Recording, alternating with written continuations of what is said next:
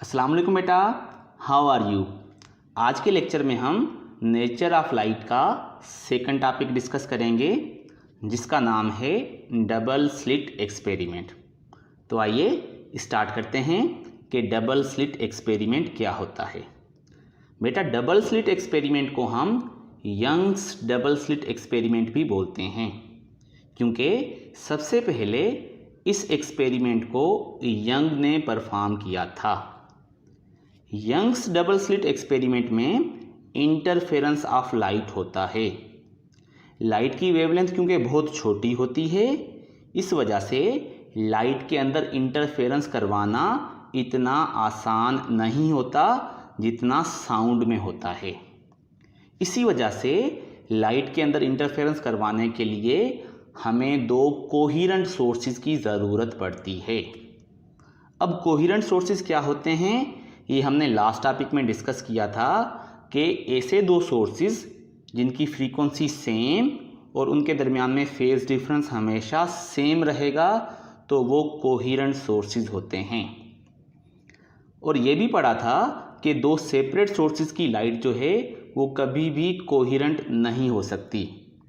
इसी वजह से यंग्स ने लाइट के अंदर इंटरफेरेंस करवाने के लिए एक ही सोर्स की लाइट को यूज़ किया, ठीक है, और एक ही सोर्स की लाइट में से आगे दो कोहेरेंट सोर्स बनाए। वो कैसे, आप यहाँ पर देखो कि मोनोक्रोमेटिक लाइट यानी सिंगल वेवलेंथ या सिंगल कलर वाली लाइट को फॉल करवाया पहले, ठीक है। S1 एंड S2 ये दो स्लिट्स थी इसके एक्सपेरिमेंट में, यानी दो सुराख थे। उसमें से जब एक ही कलर वाली लाइट किसी सोर्स में से आकर गिरती है तो क्या होता है कि उसमें से दो कोहेरेंट सोर्सेज बन जाते हैं। मैं आपको यहाँ पर दिखाता हूँ। ये एक सोर्स था मोनोक्रोमेटिक लाइट का। इसमें से जब लाइट आगे गई और इन दोनों स्लिट में से गुजरने के बाद आगे दो लाइट के पार्ट बन गए और ये दोनों जो स्लिट्स हैं इसने किया क्या कि एक सोर्स में से दो सोर्सेज बना दिए। अब क्योंकि लाइट एक ही सोर्स की थी और एक ही सोर्स में से आगे दो सोर्स बने हैं तो ये जो दोनों स्लिट्स हैं ये कोहेरेंट सोर्सेज की तरह बिहेव करेंगी, क्योंकि यहाँ से जो लाइट आगे जाएगी वो हमेशा सेम फ्रीक्वेंसी वाली होगी और उनके दरमियान में फेज डिफरेंस जो है वो भी कांस्टेंट रहेगा, ठीक है। आगे देखें, when waves coming from the two coherent sources. अब यहाँ से S1 एंड S2 ये जो स्लिट्स हैं या यहाँ से आप दो कोहेरेंट सोर्सेज की तरह भी इनको ले सकते हो। यहाँ से लाइट जब आगे जाती है और आगे जाकर ये जो स्क्रीन है यहाँ पर स्क्रीन के ऊपर आकर इन दोनों सोर्सेज की लाइट जब आपस में इंटरफेरेंस करती है यानी ये सुपर इम्पोज करती है तो फिर इंटरफेरेंस पैटर्न जो है वो स्क्रीन के ऊपर दिखाई देता है। और यहाँ पर स्क्रीन पर इंटरफेरेंस की वजह से आपको ब्राइट एंड डार्क जो हैं बैंड्स नज़र आएंगे, ठीक है। तो ये सेटअप था यंग्स का जिसने सबसे पहले इस तरीके से लाइट के अंदर इंटरफेरेंस को डिमॉन्स्ट्रेट करवाया था, ठीक हो गया बेटा। दीज बैंड्स ऑफ लाइट यानी ये जो बैंड्स बनते हैं यहाँ पर इनको हम फ्रिंजेस भी बोलते हैं। अब हम आगे जाते हैं और देखते हैं कि एनालिटिकली ये फार्मूले कैसे बनेंगे, ब्राइट और डार्क फ्रिंजेस की पोजीशन कहाँ से मिलेगी, फ्रिंज स्पेसिंग क्या होती है, पाथ डिफरेंस क्या होता है, ये अच्छे तरीके से समझते हैं। तो आगे चलते हैं और ये चीज़ें देखते हैं। सबसे पहले ये देख लो कि interference of light was demonstrated for the first time with the help of this experiment. ये हिस्टोरिकली कुछ इंपॉर्टेंट चीज़ें हैं जो यंग्स डबल स्लिट एक्सपेरिमेंट के साथ कनेक्टेड हैं, तो इनको भी बेटा याद कर लो। कभी कभार MCQs इस तरीके से भी आ जाता है कि सबसे पहले इंटरफेरेंस ऑफ लाइट जो है वो यंग्स डबल स्लिट एक्सपेरिमेंट के ज़रिए जो है वो डिमॉन्स्ट्रेट करवाया गया था। और अगर आपको याद होगा तो हाइजन और न्यूटन के दरमियान में जो वेव थ्योरी पर कॉन्फ्लिक्ट चल रहा था उसमें भी यंग्स डबल स्लिट एक्सपेरिमेंट में एक इम्पॉर्टेंट रोल प्ले किया था। और इस एक्सपेरिमेंट के बाद ये बज़ाहिर ज़्यादा हो गया था कि लाइट के पास क्या है, वेव नेचर है। इससे पहले लोग जो है वो हाइजेंस की वेव थ्योरी को ज़्यादा एक्सेप्ट नहीं कर रहे थे। दूसरा point, in this experiment a single source is expose to two slits. एक ही सोर्स की लाइट को हमने दो स्लिट में से गुजारा है ताकि हम दो कोहेरेंट सोर्स बना सकें, क्योंकि बेटा एक सोर्स की लाइट तो इंटरफेरेंस कर नहीं सकती। हमें इंटरफेरेंस के लिए दो सोर्सेज चाहिए और दो ऐसे सोर्सेज चाहिए जो कोहेरेंट हों। इस वजह से एक ही सोर्स की लाइट को दो स्लिट में से गुजारना पड़ा। उसके बाद the slit S1 and S2 behave as coherent sources. जब लाइट इन दोनों स्लिट में से गुजरकर आगे जाती है तो ये दोनों स्लिट्स या इसमें से गुजरने वाली जो लाइट है ये दो कोहेरेंट सोर्सेज बन जाते हैं। ठीक, the bright and dark fringes are obtained alternatively. आगे जाकर इन दोनों स्लिट में से गुजरने वाली जो लाइट है जब स्क्रीन के ऊपर जाकर इंटरफेरेंस करती है तो आपको ब्राइट और डार्क फ्रिंजेस मिलेंगी और वो अल्टरनेटिवली मिलेंगी। अल्टरनेटिवली का मतलब है कि ब्राइट के बाद डार्क, डार्क के बाद ब्राइट। ये पैटर्न आपने स्क्रीन पर देखा था कि अल्टरनेटिवली यानी दो ब्राइट एक साथ नहीं बन सकती और दो डार्क भी एक साथ नहीं बन सकती। इसके अलावा all the fringes are of equal width. सारी की सारी जो फ्रिंजेस हैं या जो बैंड ऑफ कलर्स हैं वो बराबर बराबर विड्थ वाले होते हैं, बड़े छोटे नहीं होते। ठीक है, ब्राइट डार्क पहली दूसरी तीसरी सबकी विड्थ बराबर होती है। और एक विड्थ या एक फ्रिंज की जो विड्थ है वो बराबर होती है lambda capital D upon small d। ठीक है, ये हम आगे जाके डिस्कस करेंगे कि फ्रिंज स्पेसिंग जो है उसको हम बीटा के ज़रिए रिप्रेजेंट करते हैं और वो बराबर होती है lambda capital D upon small d के बराबर। ठीक है बेटा, अब हम इसको आगे देखते हैं तो आपको ये सारी बातें और अच्छे तरीके से क्लियर हो जाएंगी। अच्छा बेटा, सबसे पहले हमने देखना है कि पाथ डिफरेंस कैसे निकालना है। ठीक है, तो पाथ डिफरेंस को निकालने के लिए आप इस फिगर को अच्छे तरीके से देखो। ठीक है, वहाँ पर हमने आपको जो डायग्राम दिखाया था वो सिंपली और यहाँ पर एनालिटिकली हमने फार्मूला ड्राइव करने के लिए उसी डायग्राम को एक दूसरे तरीके से शो किया है। बेटा इसमें ये S1 और S2 ये दो स्लिट्स हैं और ये जो स्मॉल d है इन दोनों के दरमियान में ये डिस्टेंस है, डिस्टेंस बिटवीन टू स्लिट्स। ठीक है, अब कुछ लाइट जो है इस स्लिट में से गुजर कर आगे जाती है तो ये देखो ये फोटॉन एक आगे जा रहा है, एक सोर्स यहाँ से गया और एक सोर्स जो है ये नीचे वाली स्लिट में से आगे गया। ठीक है, तो ये दो कोहेरेंट सोर्सेज आगे जाकर लेट्स सपोज करो इस जगह पर पॉइंट P पर आकर इंटरफेरेंस करते हैं। ठीक है, अब अगर आप गौर से देखो कि इन दोनों सोर्सेज ने एक जितना ट्रेवल नहीं किया। नीचे वाली स्लिट में से लाइट यहाँ से चलती है और ऊपर वाले में से यहाँ से, तो पॉइंट P तक जाने में ये कम ट्रेवल करता है और बेटा ये जो है वो ज़्यादा ट्रेवल करता है क्योंकि ये यहाँ से चलता है, ये यहाँ से चलता है। तो इन दोनों के दरमियान में पाथ का फ़र्क है। अगर आप यहाँ से एक नॉर्मल गिराओ और फिर यहाँ पर आओ और अगर लाइट यहाँ से चलती, सपोज करो नीचे वाला यहाँ से चलता और ऊपर वाला यहाँ से चलता, तो फिर आप बोल सकते थे कि इन दोनों ने बराबर बराबर ट्रेवल किया है। ठीक है, पर ये S2 वाली जो लाइट है वो तो यहाँ से जा रही है। तो अब आप समझ गए होंगे कि ये जो नीचे वाली लाइट है ये इतना एक्स्ट्रा ट्रेवल कर कर पॉइंट P पर पहुंची है, यानी ये वाली जो लाइन का ये वाला जो पार्ट है this is the extra path. अब ये जो एक्स्ट्रा पाथ है इसको हम पाथ डिफरेंस बोला करेंगे। सिंपल है, पाथ का फ़र्क है तो पाथ डिफरेंस ही तो बोलेंगे। ठीक है, तो ये पाथ डिफरेंस है। अब इस पाथ डिफरेंस को आपने कैसे निकालना है, उसके लिए आप इस राइट एंगल ट्राइंगल को देखो। ये जो छोटे वाला राइट एंगल ट्राइंगल है, इस राइट एंगल ट्राइंगल में ये थीटा एंगल है और ये थीटा के सामने वाली जो साइड है ये पाथ डिफरेंस है। ठीक है, ये जो है ये राइट एंगल है और राइट एंगल के सामने वाली जो साइड है वो स्मॉल डी यानी डिस्टेंस बिटवीन टू स्लिट्स है। ठीक हो गया बेटा। तो पाथ डिफरेंस जो है उसको हम कैसे कैलकुलेट करेंगे? Path difference between the to interfering waves meeting at a point P on the screen is given by, यानी ये जो दोनों वेव्स हैं जो इंटरफेरेंस करेंगी आगे जाकर पॉइंट पी पर मीट करके, इन दोनों के दरमियान में जो पाथ डिफरेंस है it is given by this equation. अब इसको अच्छे तरीके से समझो। ये जो निशानी है ये पाथ डिफरेंस की है। ये जो ट्राइंगल की तरह मैंने यहाँ पर लिखा है, आप इसको पाथ डिफरेंस समझो।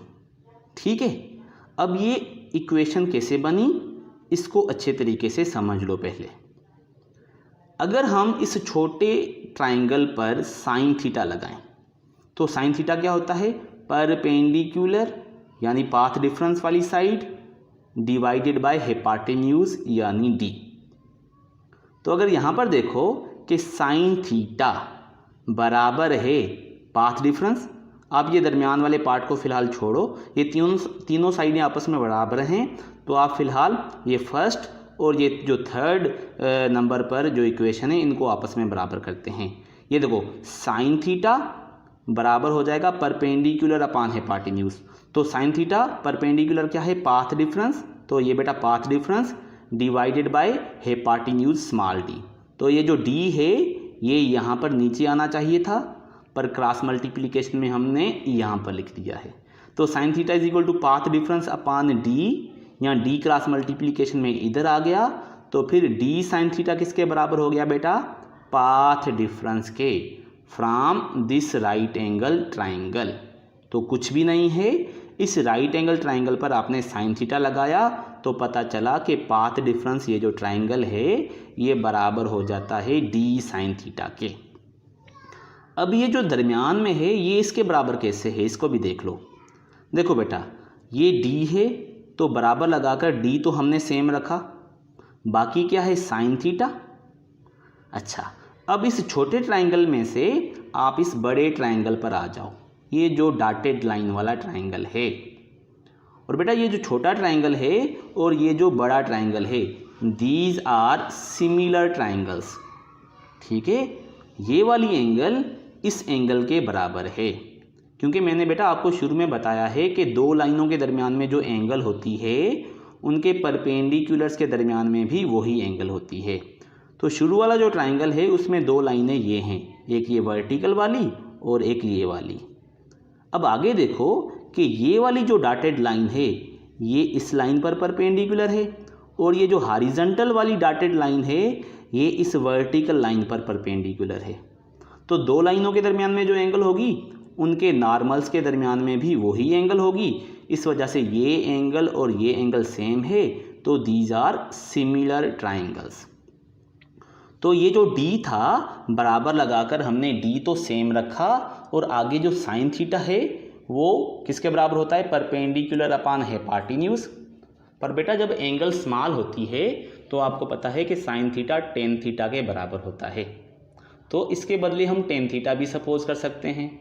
तो इस बड़े ट्राइंगल में अगर हम देखें कि टेन थीटा जो है वो परपेंडिकुलर, और ये परपेंडिकुलर क्या है? एक्स। ठीक है, और बेस क्या है? Capital D. ठीक है, तो अगर हम साइन थीटा को स्मॉल एंगल की वजह से टेन थीटा माने और टेन थीटा को देखें, टेन थीटा की वैल्यू को, तो परपेंडिकुलर एक्स और बेस क्या होता है? डी। ठीक है, समझ में आ गया? तो ये तीनों साइडें आपस में बराबर कैसे हुई? पहले ये फर्स्ट और थर्ड को हमने इस छोटे राइट एंगल ट्राइंगल पर साइन थीटा लगाकर देखा कि path difference D sine theta के बराबर होता है, और फिर इस बड़े ट्राइंगल को यूज़ करके हमने साइन थीटा छोटी एंगल की वजह से टेन थीटा के बराबर कर लिया और डी सेम रखा और साइन थीटा टेन थीटा होता है स्मॉल एंगल के लिए और टेन थीटा जो है वो बड़े ट्राइंगल में परपेंडिकुलर अपान बेस के बराबर होता है। यहाँ पर ये डिफरेंस समझ लो कि स्मॉल डी जो है it is the difference between two slits और कैपिटल डी जो है it is the distance between slits and screen. ठीक है, ये कैपिटल डी इसको हम एल भी कभी कभी लिख देते हैं। और ये जो एक्स है it is the distance of the point of interference from the centre of the screen. तो एक्स का मतलब क्या है, position from the centre of the screen, small D distance between two slits, capital D जो है it is the distance between slits and screen. ठीक है, तो पाथ डिफरेंस के आज के बाद दो फार्मूले होंगे, पाथ डिफरेंस एक्स डी अपान डी या डी साइन थीटा। ठीक है, समझ में आ गया ये पूरा डायग्राम, इसमें दोनों triangle small D capital D x, ठीक है, और पाथ डिफरेंस के फार्मूला। अच्छा बेटा, अब हम आगे चलते हैं और देखते हैं कि पाथ डिफरेंस जो है वो कंस्ट्रक्टिव इंटरफेरेंस के लिए कैसा होगा, यानी कंडीशंस फॉर कंस्ट्रक्टिव इंटरफेरेंस। अब आपको पता है कि पाथ डिफरेंस जो है जो हमने अभी निकाला है वो कुछ इस तरीके का था, यानी path difference x D upon capital D या डी साइन थीटा के बराबर होता है। और आपको पता है कि for maxima, for constructive interference या मैक्सिमा जो पाथ डिफरेंस होना चाहिए वो एन लेमडा के बराबर होना चाहिए। बेटा ये जर्नल है, हम वेव से 8वें चैप्टर से इसको स्टडी करते आ रहे हैं कि जब पाथ डिफरेंस 0 होगा, लेमडा होगा, 2 लेमडा, 3 लेमडा, यानी वेवलेंथ का पूरा पूरा इंटीजर मल्टीपल।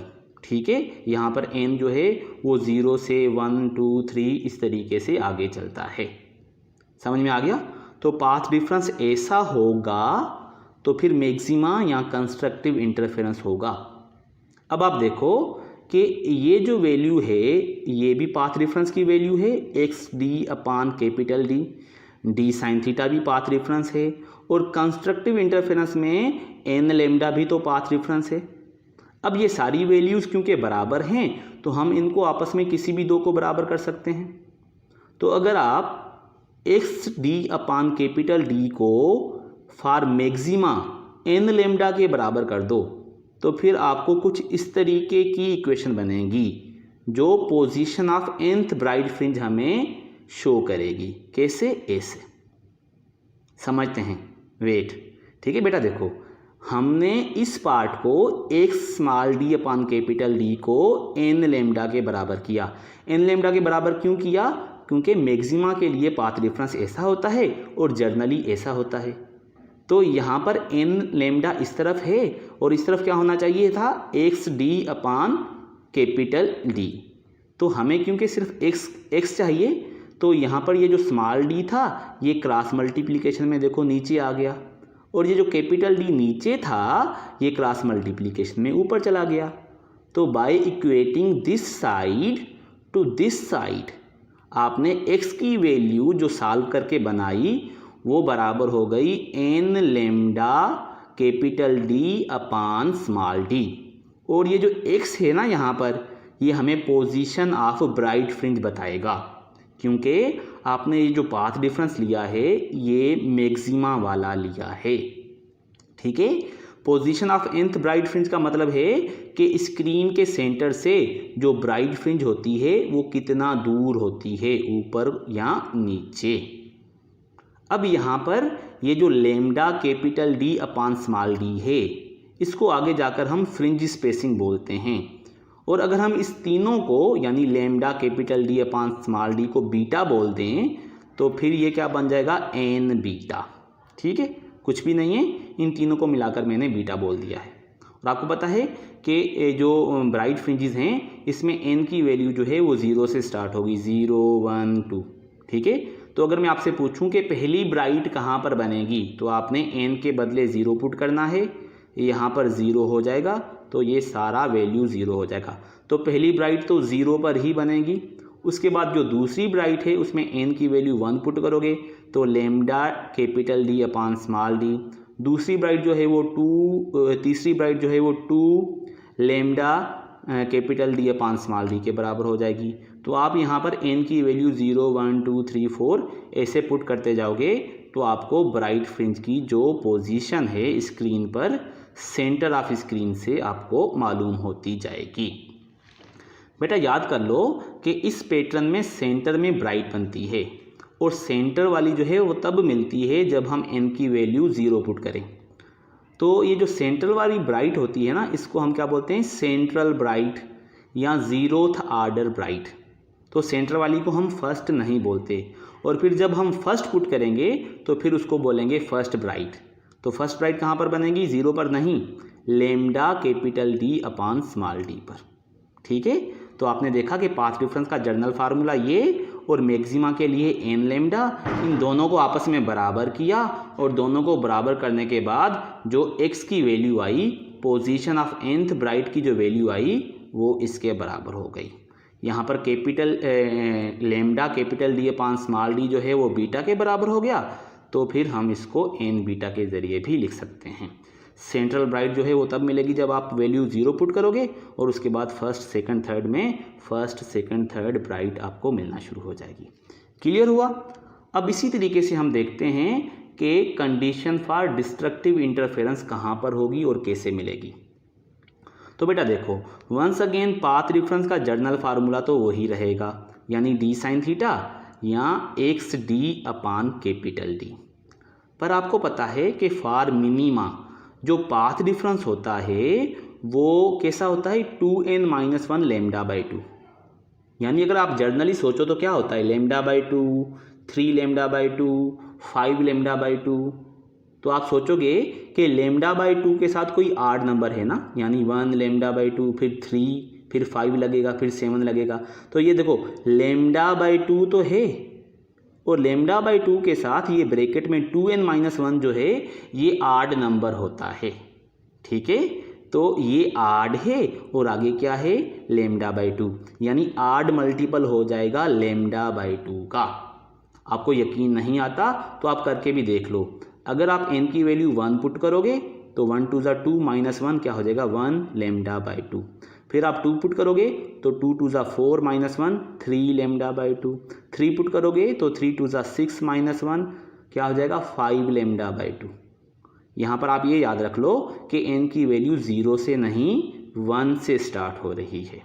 ठीक है ना, तो ये जो 2n-1 है ये आड नंबर रिप्रेजेंट करता है जब n की वैल्यू 1 से स्टार्ट हो।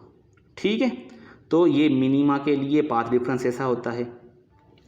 अब आप वंस अगेन क्या करोगे कि पोजीशन ऑफ nth डार्क, क्या करना है, position of nth dark fringe जैसे हमने ब्राइट की मालूम की थी, उसके लिए सिमिलरली हमने इस पाथ डिफरेंस को, जो जर्नल पाथ डिफरेंस होता है, उसको इस पाथ डिफरेंस के बराबर कर देना है, क्योंकि मिनिमा की आप पोजीशन मालूम करने वाले हो।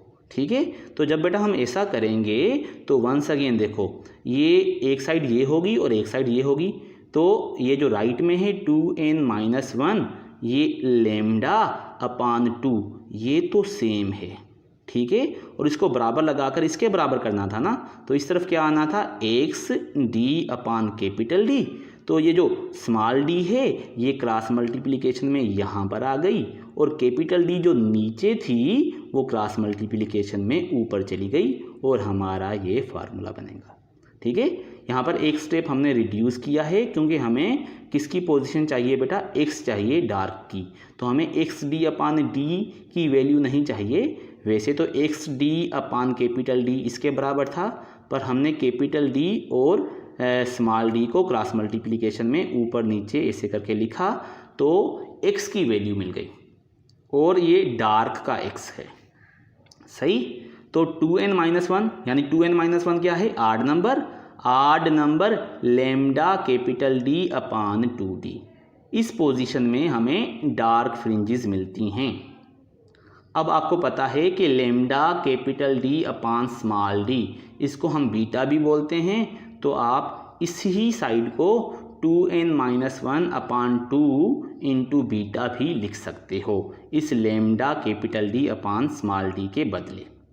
और n की वैल्यू आपको पता है कि डार्क में आपने 1 2 3 इस तरीके से पुट करनी है, 0 से पुट नहीं करनी। मिसाल के तौर पर अगर आप बोलोगे फर्स्ट डार्क, तो फर्स्ट डार्क के लिए मैं बेटा यहाँ पर 1 पुट करूँगा n के बदले, तो 1 2 2 2 माइनस 1 क्या हो जाएगा 1, तो यहाँ पर ब्रैकेट में 1, तो क्या हो जाएगा लेमडा कैपिटल डी अपान 2d। इसी तरीके से जो दूसरा होगा वो 2 2 4 माइनस 1 यानी 3 लेमडा कैपिटल डी अपान 2d। ठीक है, तो इसी तरीके से आप पोजीशन ऑफ nth डार्क और पहले आपने देखा position of nth bright from the centre of screen जो है मालूम कर सकते हो। राइट हो गया। आगे चलते हैं और अब हम देखते हैं कि फ्रिंज स्पेसिंग क्या होता है। फ्रिंज स्पेसिंग बेटा हम बोलते हैं distance between two consecutive bright or two consecutive dark fringes, यानी दो लगातार ब्राइट के दरमियान या दो लगातार डार्क के दरमियान में कितना गैप है। ऐसे समझ लो कि तीसरी ब्राइट और चौथी ब्राइट के दरमियान में कितना गैप है, या पाँचवीं और छठी, सातवीं और आठवीं, यानी कोई भी दो हों पर कोई भी दो साथ वाली, फिर भली वो दोनों डार्क हों या दोनों ब्राइट हों, तो कंसेक्टिव ब्राइट या कंसेक्टिव डार्क फ्रिंजेस के दरमियान में जो गैप होता है, जो डिस्टेंस होता है, जो स्पेस होती है, उसको हम फ्रिंज स्पेसिंग बोलते हैं। सही हो गया। अब इसको कैसे मालूम करें। आपको पता है कि पोजीशन ऑफ nth ब्राइट किसके बराबर था बेटा, अभी थोड़ी देर पहले आपने देखा था कि n lambda capital D upon small D. ठीक है, lambda capital D upon small D को आप बीटा बोल सकते हो और n की वैल्यू ब्राइट में 0 से स्टार्ट होती है। ठीक है बेटा, अब यहाँ पर आपने देखना है कि फ्रिंज स्पेसिंग तो दो लगातार ब्राइट के दरमियान में है, तो आप सोच लो कोई भी दो लगातार, यानी पाँचवीं और छठी, तीसरी और चौथी। तो अगर हम तीसरी और चौथी को सपोज करें तो बेटा चौथी कहाँ पर होगी, चौथी के लिए यहाँ पर 4 पुट करना पड़ेगा क्योंकि 0 वाली तो सेंट्रल होती है ना। तो फोर्थ ब्राइट जो है वो कहाँ पर बनेगी 4 lambda capital D upon small d, और उसके साथ वाली तीसरी वो कहाँ पर बनेगी 3 lambda capital D upon small d. और इन दोनों के दरमियान में गैप कैसे मिलेगा, चौथे वाली की डिस्टेंस को तीसरी वाली में से कट कर लो, तो 4 lambda capital D upon small D minus 3 lambda capital D upon small D, तो बाकी क्या बचेगा, 4 में से 3 गए तो बाकी बचेगा lambda capital D upon small D. तो गैप कितना बचेगा बेटा, lambda capital D upon small D. ठीक है ना। आप कोई भी दो ले लो, पाँचवीं और छठी, तो 6 lambda capital D upon small D में से कट करोगे 5 lambda capital D upon small D, तो बाकी क्या बचेगा 1 lambda capital D upon small D. तो 1 को तो आप लिखते नहीं हो, तो दो फ्रिंजेस के दरमियान में गैप इतना बचेगा। और दो फ्रिंजेस के दरमियान में, कंसेक्टिव फ्रिंजेस के दरमियान में जो गैप होता है हम उसको फ्रिंज स्पेसिंग बोलते हैं। और फ्रिंज स्पेसिंग को आप इस लेटर के ज़रिए, बीटा के ज़रिए भी रिप्रेजेंट करते हो। बेटा हमारे बुक में ये जो कैपिटल डी है इसको एल के ज़रिए रिप्रेजेंट किया हुआ है, यानी distance between slit and screen. तो कंफ्यूज नहीं होना, ये कैपिटल डी या एल एक ही बात है। सही हो गया। आगे चलते हैं। और इसी तरीके से आप ऐसे भी देख सकते हो कि दो कंसेक्टिव डार्क के दरमियान में भी यही वैल्यू आएगी। कैसे, सपोज करो डार्क फ्रिंज की जो फार्मूला था पोजीशन ऑफ nth डार्क, वो क्या था 2n-1 और लेमडा कैपिटल डी अपान 2d के बराबर था। अब सपोज कर लो तीसरी और चौथी कोई भी दो ले लो, ठीक है, पहली और दूसरी ले लो। चलो पहली लेते हैं, तो पहली के लिए n की वैल्यू क्या होगी 1, ठीक है, तो 1 2 2 माइनस 1, तो यहाँ पर क्या हो जाएगा 1, यहाँ पर क्या बचेगा बेटा 1, और नीचे क्या है 1 लेमडा कैपिटल डी अपान 2d। और फिर उसके साथ वाली जो सेकंड होगी वो सेकंड के लिए आप यहाँ पर क्या पुट करोगे, ये 2 2 4 माइनस 1, तो ये क्या हो जाएगा 3 लेमडा कैपिटल डी अपान 2d। ठीक है, तो यहाँ पर पहली जो थी वो आप ऐसे भी बोल सकते हो 1/2, ये 2 को अगर हम इसके साथ पढ़ें तो पहली जो थी वो 1/2 lambda capital D upon small D पर बनी, और जो दूसरी डार्क थी वो यहाँ पर क्या था 3/2 lambda capital D upon small D. अब बेटा 3/2 जो है वो 1.5 के बराबर होता है, और पहली के लिए ये क्या था 1/2, वो 0.5 होता है। आप 3/2 में से 1/2 कट करोगे या 1.5 में से 0.5 कट करोगे तो बाकी तो 1 ही बचेगा। तो डिफरेंस क्या हो जाएगा, lambda capital D upon small D. तो वंस अगेन दो डार्क के दरमियान वाला गैप भी आपको lambda capital D upon small D के बराबर मिलेगा। तो either distance between two consecutive bright ले लो या distance between two consecutive dark ले लो, और फार्मूला के ज़रिए आप जस्टिफाई भी कर सकते हो। और ये जो डिस्टेंस होता है इसको हम फ्रिंज स्पेसिंग या फ्रिंज विड्थ बोलते हैं, और ये wavelength into distance between slit and screen divided by distance between two slits के बराबर होता है। ठीक हो गया। अब यहाँ पर देखते हैं कि ये जो फ्रिंज विड्थ होता है या ये जो फ्रिंज स्पेसिंग होती है ये किस बात पर डिपेंड करती है, यानी डिपेंडेंस ऑफ फ्रिंज स्पेसिंग।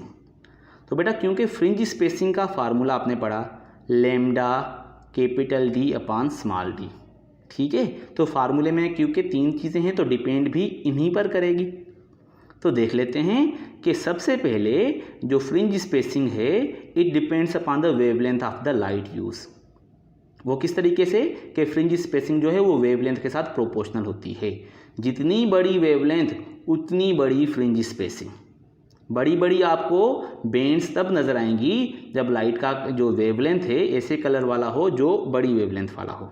यानी अगर रेड और ब्लू को यूज़ करते हैं तो रेड कलर वाली जो पट्टियां हैं वो ज़्यादा बड़ी होंगी, उसके अंदर जो इंटरफेरेंस है वो ज़्यादा अच्छे तरीके से नज़र आएगा। दूसरी बात, अच्छा अगर फ्रीक्वेंसी के हिसाब से पूछेगा तो फिर हम उल्टा कर देंगे बेटा, क्योंकि C = म्यू लेमडा होता है तो बड़ी वेवलेंथ मतलब छोटी फ्रीक्वेंसी। दूसरा क्या है, B depends upon the distance between the 2 coherent sources. ये जो स्मॉल d है ये distance between the 2 coherent sources है, और इसके साथ बेटा इन्वर्स रिलेशनशिप है क्योंकि ये नीचे है। तो 2 सोर्सेज के दरमियान में डिस्टेंस जितना ज़्यादा होगा फ्रिंज स्पेसिंग कम होती जाएगी। तो ज़्यादा फ्रिंज स्पेसिंग करवाने के लिए जो सोर्सेज हैं वो नज़दीक होने चाहिए, नेरो होने चाहिए। आगे जाकर हम पढ़ेंगे कि फ्रिंज स्पेसिंग ज़्यादा करवाओगे तो इंटरफेरेंस क्लियर नज़र आएगा। तो सस्टेन्ड या स्टेबल इंटरफेरेंस के लिए वेवलेंथ बड़ी या फ्रीक्वेंसी छोटी, और जो सोर्सेज हैं वो नेरो होने चाहिए, यानी डी की वैल्यू कम होनी चाहिए क्योंकि ये डिनोमिनेटर में है। B depends upon the distance of the screen from the source. ठीक है, स्क्रीन जो है वो सोर्स से या स्लिट से कितनी दूर है इस पर भी डिपेंड करती है। और बेटा क्योंकि ये ऊपर है तो ये जो फ्रिंज विड्थ है it is proportional to capital D or L.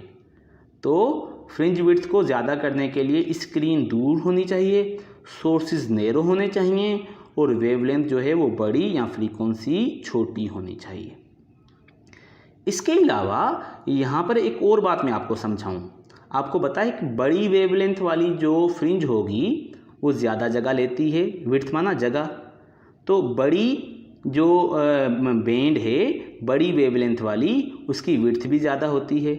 और आपको पता है कि जब हमारे पास जगह फिक्स हो, ठीक है, आपके पास जगह फिक्स है तो बड़ी बड़ी पट्टियाँ तो सेम जगह में थोड़ी आएंगी ना। अगर मैं बोलूँ एक कमरे के अंदर, ठीक है, हम टेबल रखते हैं, तो अगर बड़े बड़े टेबल होंगे तो कम आएंगे, छोटे छोटे टेबल होंगे तो ज़्यादा आ जाएंगे। तो यहाँ पर इसी कॉन्सेप्ट को लेकर आपने ये जो है प्रॉब्लम सॉल्व करना है। यानी यंग्स डबल स्लिट एक्सपेरिमेंट में अगर n1 fringes are visible in a field of view with light of wavelength λ1, यानी सेम जगह में सेम फील्ड ऑफ व्यू में अगर λ1 वाली जो हैं उसका नंबर n1 है, यानी λ1 वाली जो बेंड्स हैं वो n1 शो होती हैं, और λ2 वाली जो हैं उनका नंबर जो है n2 है, तो फिर इनके दरमियान में जो रिलेशनशिप होगी वो क्या होगी, n1 λ1 इंटू n2 λ2। आपको समझ में नहीं आया? फिर देखें बेटा, देखो जब दो चीज़ों का प्रोडक्ट कांस्टेंट होता है तो उनके दरमियान में रिलेशनशिप क्या होती है, इन्वर्स। चार्ल्स लॉ वो देख लो, Boyle's law, volume is inversely proportional to pressure. तो फिर प्रेशर और वॉल्यूम का प्रोडक्ट कांस्टेंट हो जाता है। तो ये देखो प्रोडक्ट ये 1 वाला 1 के साथ लो, 2 के साथ नहीं लो। तो ये देखो n1 लैम्डा 1 का प्रोडक्ट कांस्टेंट है। इसका मतलब है कि नंबर की वेवलेंथ के साथ इनवर्स रिलेशनशिप है कि नहीं।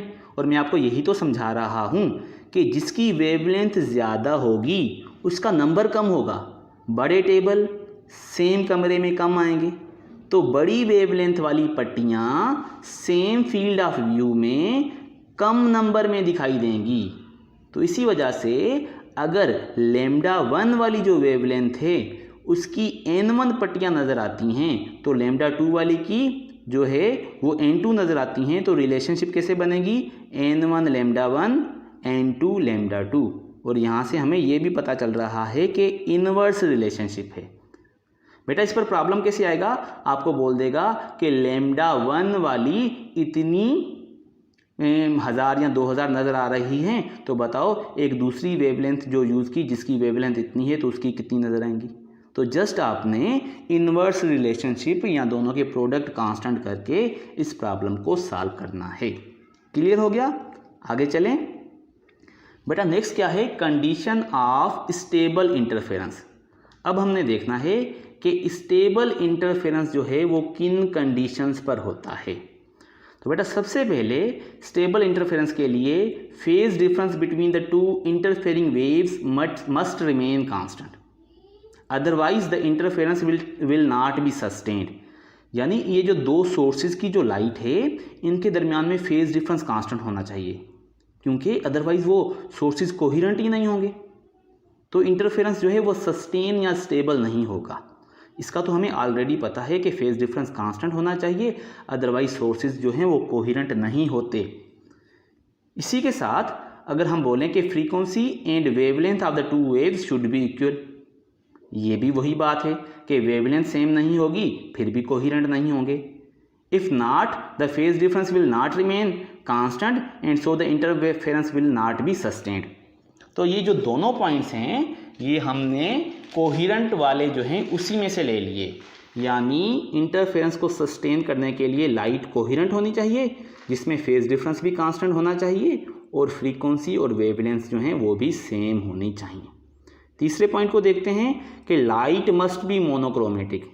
बेटा आमतौर पर आप सिंगल कलर वाली लाइट यूज़ करोगे, यानी दोनों स्लिट में से जो दो कोहेरेंट सोर्सेज बनते हैं रेड और रेड, ठीक है। अगर ज़्यादा कलर्स होंगे तो फिर ओवरलैपिंग होगी, यानी अगर आप वाइट लाइट को यूज़ करते हो या ज़्यादा कलर्स वाली लाइट यूज़ करते हो ना, तो उसके अंदर दोनों सोर्सेज में से दोनों स्लिट्स में से ज़्यादा कलर्स होते हैं और वो आपस में ओवरलैपिंग करेंगे, रेड वाला ब्लू के साथ, फिर ब्लू वाला फिर और येलो के साथ। इस वजह से ये जो पैटर्न होगा ये बहुत सारे बन जाएंगे, जिसकी वजह से इंटरफेरेंस होगा तो सही लेकिन वो सस्टेन या स्टेबल या ऐसे बोलो जिसको हम आसानी के साथ समझ सकें वैसा नहीं होगा। आगे चलते हैं और अब यहाँ पर कुछ और पॉइंट्स भी देखते हैं, जैसे amplitudes of the wave must be equal. बेटा दोनों वेव्स का एम्पलीट्यूड सेम होना चाहिए, क्योंकि इस तरीके से जो कॉन्ट्रास्ट है वो अच्छा रहेगा। मिसाल के तौर पर दोनों वेव का एम्पलीट्यूड ए और ए है, तो जहाँ पर मैक्सिमा होगा वहाँ पर वो सीधे सीधे एम्पलीट्यूड जोड़ हो जाएंगे, यानी 2a हो जाएगा। और इंटेंसिटी जो है वो एम्पलीट्यूड का स्क्वायर होती है, तो 2a रिजल्टेंट एम्पलीट्यूड हो गया और 2a का स्क्वायर क्या हो जाएगा 4I0। तो इंटेंसिटी जो है वो 4I0 के बराबर हो जाएगी, कहाँ पर, मैक्सिमा पर। और जहाँ पर डिस्ट्रक्टिव होगा वहाँ पर एम्पलीट्यूड में से कट जाएगा, यानी a माइनस a 0, तो इंटेंसिटी भी 0। तो जहाँ पर डिस्ट्रक्टिव इंटरफेरेंस होगा वहाँ पर इंटेंसिटी बिल्कुल 0 और जहाँ पर कंस्ट्रक्टिव होगा वहाँ पर 4I0। तो ये देखो कंस्ट्रक्टिव और डिस्ट्रक्टिव के दरमियान में कॉन्ट्रास्ट अच्छा होगा, यानी बिल्कुल ब्राइट और बिल्कुल डार्क। अगर ऐसा ना होता और एम्पलीट्यूड कम ज़्यादा होते, जैसे सपोज करो 3 और 2 होता, एक 3a होता एक 2a होता, तो कंस्ट्रक्टिव पर तो जोड़ हो जाते 3 और 2 5a, और 5 का स्क्वायर क्या हो जाएगा 25I0। तो कंस्ट्रक्टिव पर 2 और 3 वाले 25I0 हो जाते, पर जिस जगह पर डिस्ट्रक्टिव होता ना तो सीधे सीधे कट होकर क्या होते 3 - 2 1, तो एम्पलीट्यूड बचता ना।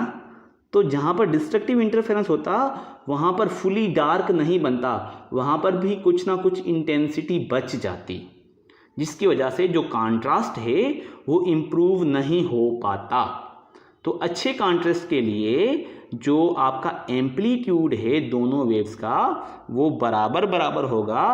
तो मैक्सिमा में इंटेंसिटी 4I0 और मिनिमा में बिल्कुल ख़त्म, तो डार्क और ब्राइट के दरमियान में बिल्कुल क्लियर कट जो है आपको फ़र्क या कंट्रास्ट जो है वो दिखाई देगा।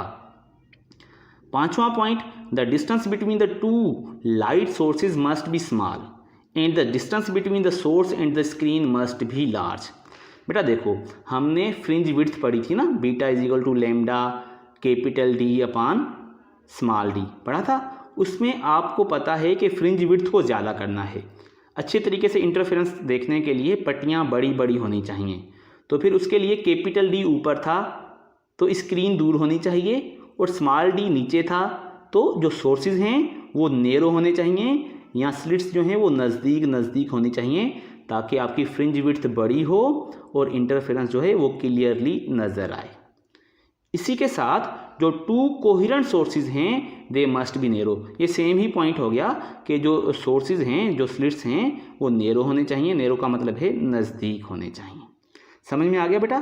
कंडीशन फॉर सस्टेन यानी अच्छा इंटरफेरेंस, आसानी के साथ देखने वाला इंटरफेरेंस जो है उसके लिए आपने इन चीज़ों का ख्याल रखना है। अच्छा, अब changes observed in the interference pattern obtained in Young's double slit experiment. Young's double slit experiment में अगर आप कोई चेंजेस करोगे इंटरफेरेंस पैटर्न में तो फिर वो किस तरीके से ऑब्जर्व होती हैं। मिसाल के तौर पर कौन से फैक्टर की वजह से चेंज किस किस्म की होती है, तो इसको भी हम देखते हैं। Number 1, if the experiment is repeated in water instead of air.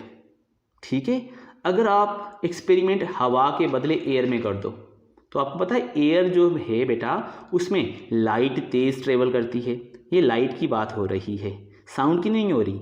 तो एयर जो है उसमें लाइट तेज़ ट्रेवल करती है और वाटर में जाकर स्लो हो जाएगी, तो स्पीड जो है वो वाटर में जाकर कम हो जाएगी, और c is equal to mu lambda, तो स्पीड को कम करने के लिए वेवलेंथ भी कम हो जाएगी। समझ में आ रहा है कि जो वेवलेंथ है वो वाटर में जाकर कम हो जाएगी।